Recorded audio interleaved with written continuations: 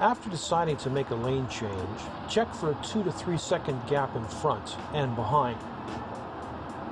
Check the blind spot, and if there's another lane beyond the one you want to move to, check it also for the possibility of a driver moving into your intended spot. Signal another blind spot check, and with 2 hands on the wheel, gradually move over to the center of the new lane. Cancel the signal and maintain a 2 to 3 second gap in traffic. Yeah, well, sometimes you've got to change lanes because of those favorite drivers of mine, the left lane bandits. Yeah, well, it is called the passing lane, so if you're not overtaking anybody, stay out of it. And if you want to govern the speed of traffic, Become a cop. become a cop, exactly. Now, you're going to be driving for a long time, going a long distance travel.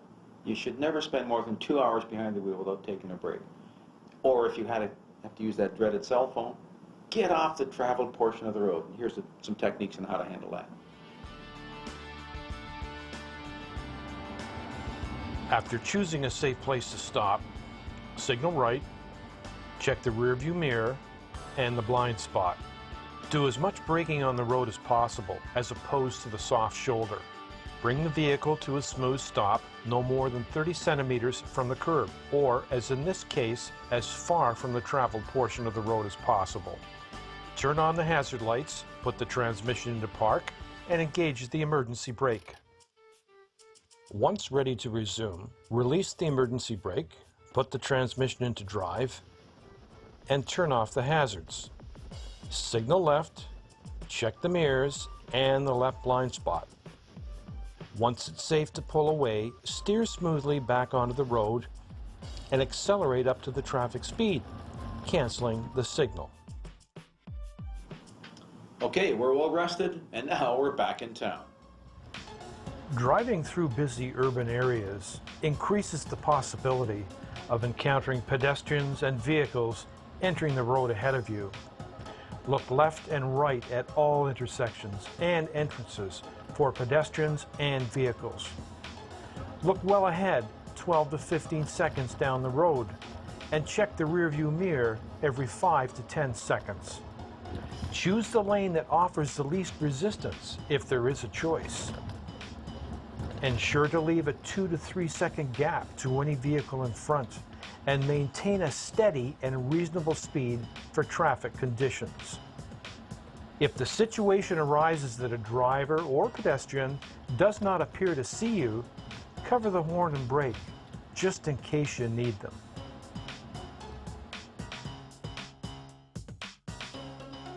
You know, every time I see that video, I think, boy, driving in the city can be tricky. There's so much going on. And I also find that if you look under the wheels of the cars parked at the side of the road, you sometimes get a clue. See a pair of feet, that might be a kid running across the street. Or if a cat runs across in front of you, 3 seconds later, there's going to be a dog, right? And now we're going to drive out where I live, out in the country. While driving on a rural road, watch for activity at entrances to residences, farms, business, and industrial sites. Look left and right for vehicles or pedestrians about to enter the roadway. On residential streets, be on the lookout for school entrances, pedestrian crossings, driveways, sidewalks, and any other potential traffic hazard. Check the mirrors every 5 to 10 seconds and more frequently in heavy traffic. Keep to the center of your lane and stay away from parked cars and pedestrians on the sidewalk. Look well ahead 15 to 20 seconds down the road to avoid potential problems and to maintain good lane position.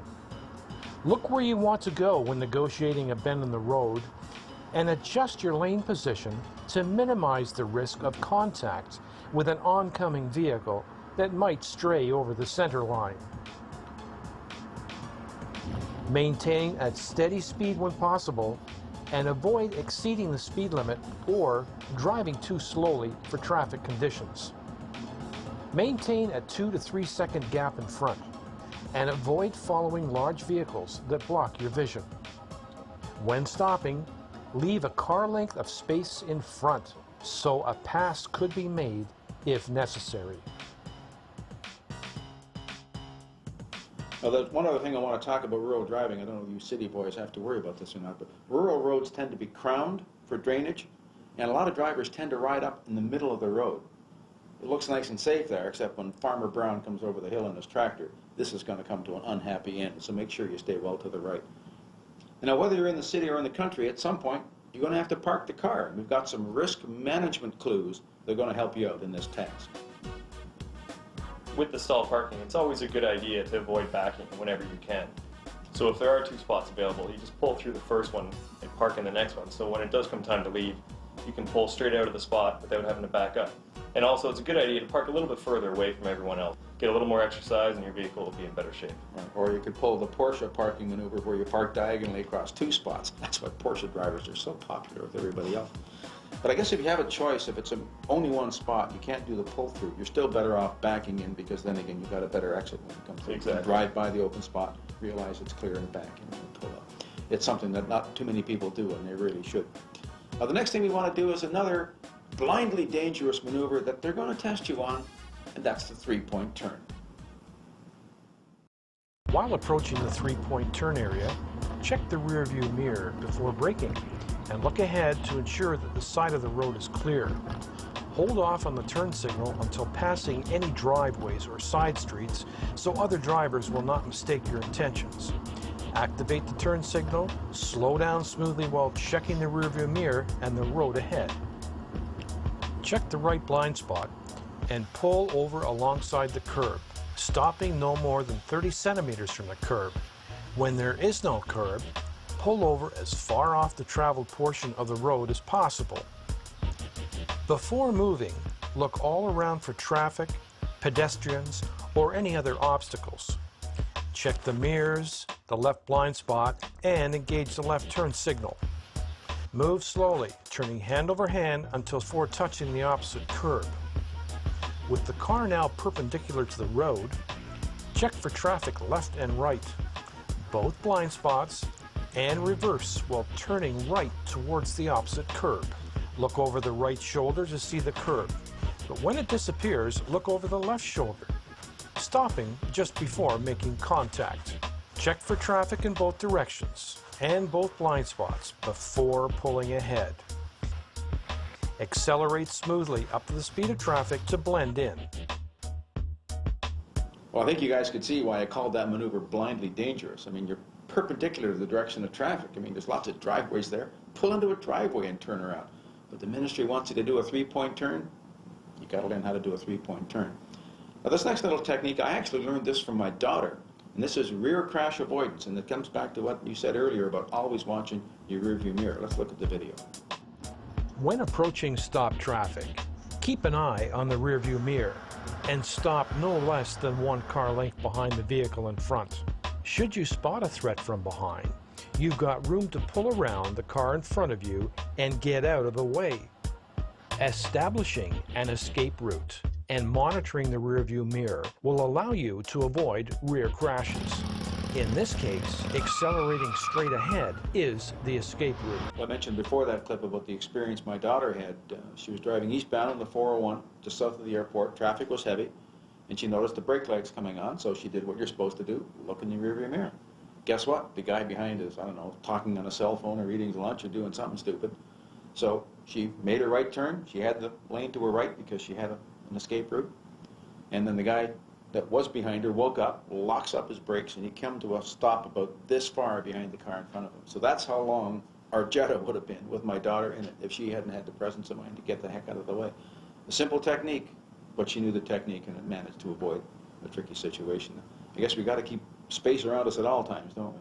Absolutely, especially when you're driving in the GTA, which leads us to our next segment here. In Toronto and some other cities in North America, they have streetcars, which provide a unique driving challenge. And of course, you don't only have to stop for streetcars. You've got the dreaded 4-way stop. Stop signs require a full stop behind the limit line. If there is no painted limit line, stop where you would expect to see that line or behind the boundary of the intersection as defined by the Highway Traffic Act. After stopping, scan left, center, and right before entering the intersection.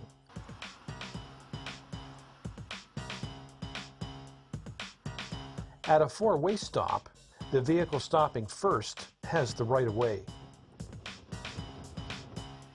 If two or more vehicles stop at the same time, the vehicle on the right has the right-of-way.